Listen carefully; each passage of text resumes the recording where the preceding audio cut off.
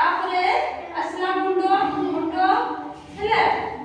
ତାପରେ ଏଗୁଡା ଦେଖ ଆମର ଆଖି ହେଲା ଆଖି।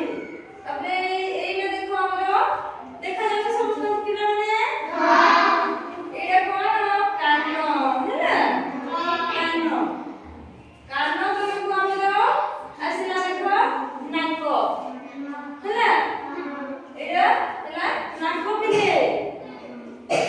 ତାପରେ ଏଇଟା ଦେଖ ପାଟି ହେଲା। ଏଇଟାକୁ କଣ କହିଲେ ନା ପାଟି ପାଟି। ଏଇ ଦେଖ ଆମର ତାପରେ ଏଇ ପାଟିରେ କଣ ଦେଖାଯାଉଛି ଦାନ୍ତ ହେଲା। ଏଇଟା କଣ କହିଲେ ନା ଦାନ୍ତ ହେଲା। ସମସ୍ତେ ଦାନ୍ତ ଘଷିକି ଆସିଛ ସ୍କୁଲ? ହଁ ଦାନ୍ତ ସବୁବେଳେ ସଫା ରଖିବ ହେଲା। ସବୁବେଳେ ସଫା କରିକି ରଖିବ ହେଲା। ଦାନ୍ତ ସଫା ନ ରଖିଲେ କଣ ହୁଏ? ଜୀବାଣୁ କ୍ୟାଭିଟିସ୍ ହେଇଯିବେ ହେଲା।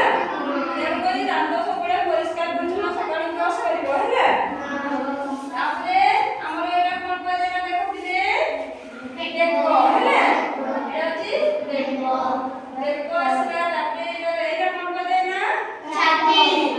ଏଇଟା ଛାତି ଛାତି।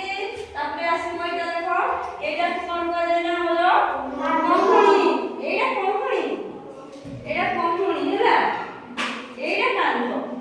ଏଇଟା ଆମର କାନ୍ଧ। କାନ୍ଧ ତଳକୁ ଏଇଟା ହେଲା କହୁଣି।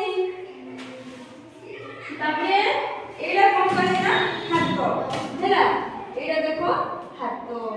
ତାପରେ ଏଇଟା ହଉଛି ଆମର ପେଟ। ଏଇଟା ପେଟ ହେଲା ପିଲାମାନେ। ଏଇଟା ପେଟ ହେଲା। ଏଇଠି ଦେଖ ଚିତ୍ରରେ ବି ତାକୁ ଏଠି ପେଟରେ ଚିତ୍ର କରିକି ଲେଖାହେଇଛି। ଆଙ୍ଗୁଠି ଆମର ଏଇଟା ହେଲା ଆଙ୍ଗୁଠି ହେଲା। ପିଲାମାନେ କେତେଟି ଲେଖା ଆଙ୍ଗୁଠି ଅଛି କହିଲ? 10ଟା। ଏଟାରେ 5 ଅଛି ଏଟାରେ 5 ଅଛି ନୁହେଁ? 10ଟା ଅଛି।